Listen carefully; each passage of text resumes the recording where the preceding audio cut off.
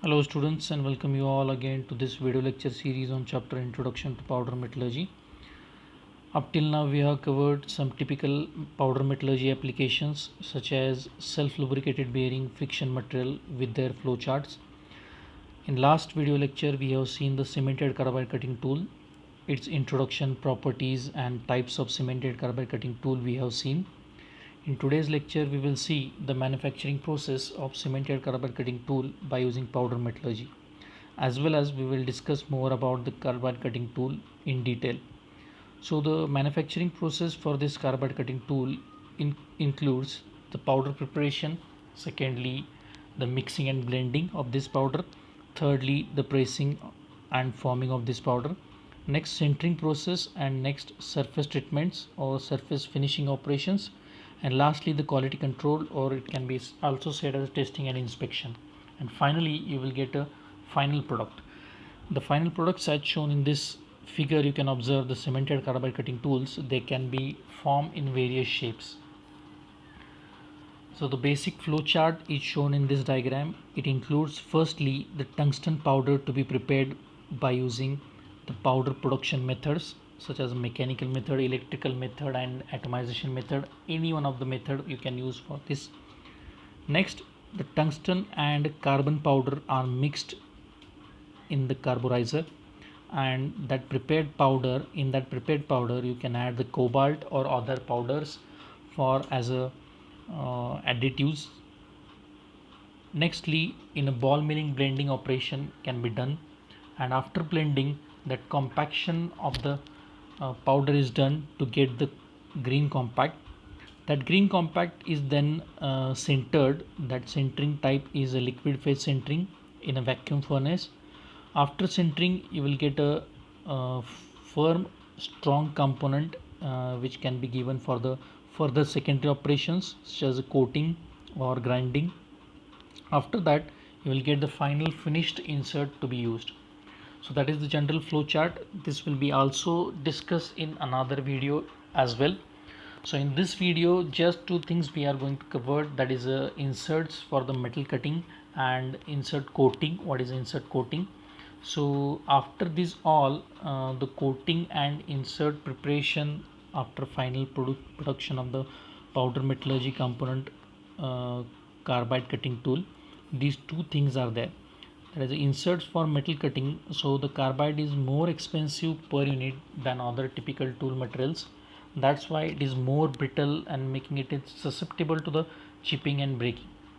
To offset these problems, the carbide cutting tip itself is often in the form of small insert because it is costly per unit area. That's why we are using only tip of the tool, which is made up of a carbide cutting tool. For the larger tip tools whose shank is made up of another material, it will reduce the cost. That shank can be made by using the carbon tool steel also. So this gives the benefit of using carbide at the cutting interface only without any high cost, and the brittleness of making entire tool out of carbide, so this can be reduced. Most modern face mills uses the carbide insert as well as many lathe tools and end mills also. So the insert coating is also very important. To increase the life of carbide tool, they can be sometimes coated. That coating material can be used as a titanium nitride, titanium carbide, titanium nitride, titanium carbon nitride, then titanium aluminum nitride, or aluminum titanium nitride also. So depending on which kind of surface you are using, for that different kind of surface coating materials are available. So the newer coating is now developed, that is a diamond like carbon, DLC carbon. So are being to be used for the surface, enabling the cutting power of the diamond without an unwanted chemical reaction between the diamond and iron. So the most coating generally increases the tool's hardness and lubricity. A coating allows the cutting edge of the tool clearly pass through the material without having any material stick to it. The coating also helps to decrease the temperature associated with the carbide tool and cutting tool process, as well as it increases the life of the tool. coating is usually deposited via thermal CVD process, that is a carbon vapor deposition process. So the manufacturing process of that cemented carbide cutting tool by powder metallurgy is more precisely shown in this video. Just you can observe this video. The first step is to prepare the powder. This is one of the company for which makes the product cutting carbide tools by using these operations. In that first operation is powder preparation.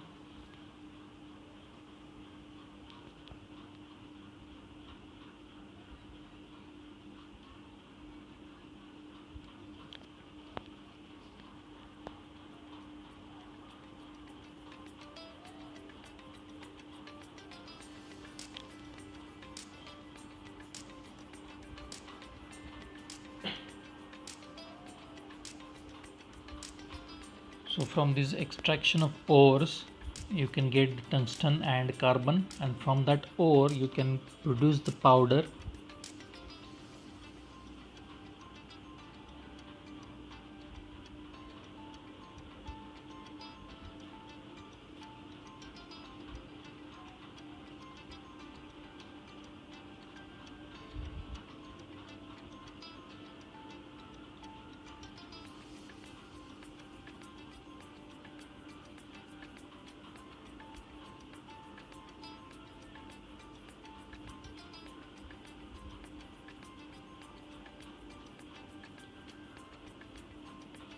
By means of any chemical or physical process you can get the tungsten powder.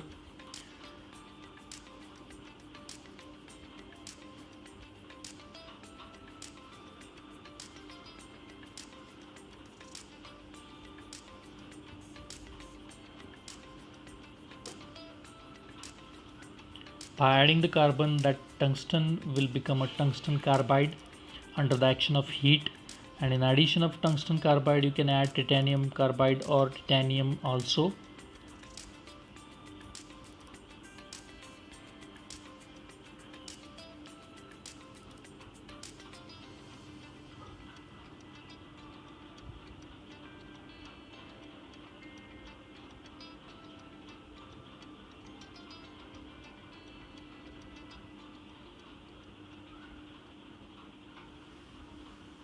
So the grades of carbide will be depending on various component which you are adding.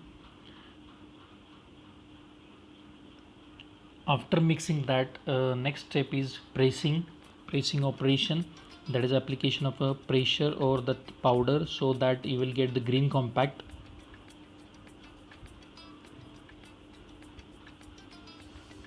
So this powder is placed in the die and a high pressure is applied so that it will get the shape of that die. Some examples are shown here. Directly insert shapes or rod shapes are also prepared. Those rod shapes we can give the shape of the tool afterwards while doing the secondary operations. By using isostatic pressure also the carbide blanks are prepared. These blanks can be further processed in the secondary machining operation to get the tool geometry. Just in pressing and forming, here we are preparing these carbon blanks or the shapes of tool. This watch case or watch type of die can also be prepared by using these tungsten carbide.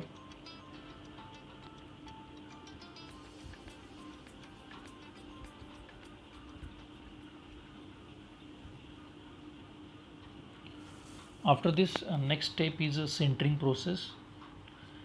This sintering is also the other name of a powder metallurgy because it is the main step in the powder metallurgy process.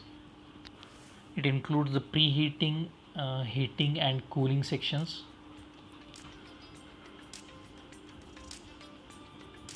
So here in a furnace it has been heated up to or below recrystallization temperature. That temperature raises up to 1400 to 1600 degrees Celsius for our tungsten carbide. And here generally we are using a liquid phase sintering.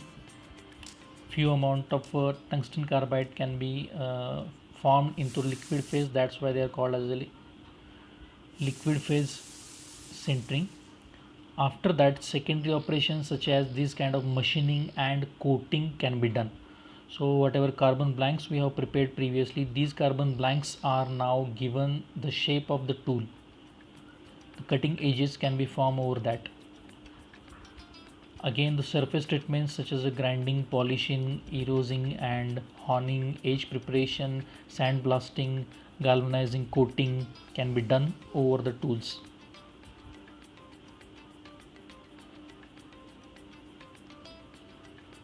And finally, you will get the tools for the actual use. After having all these surface finishing treatments, all these surface finishing treatments are shown here.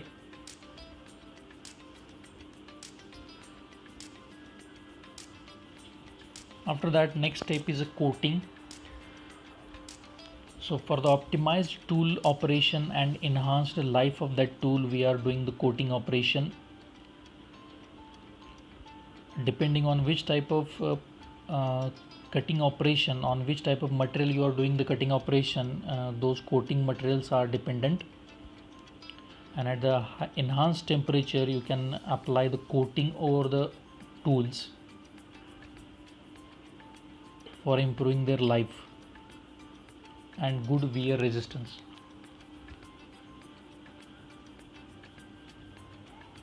That coating is generally done by PVD method.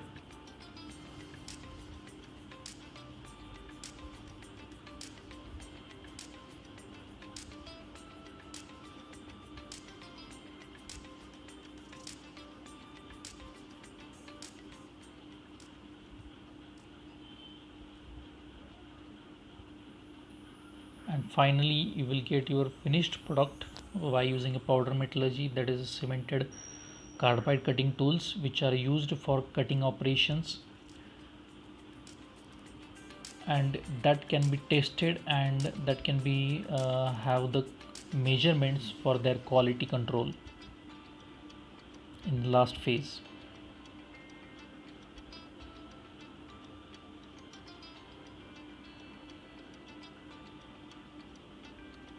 So after these all processes, you will get your final cemented carbide cutting tool, and which can be ready for the use by using a powder metallurgy process.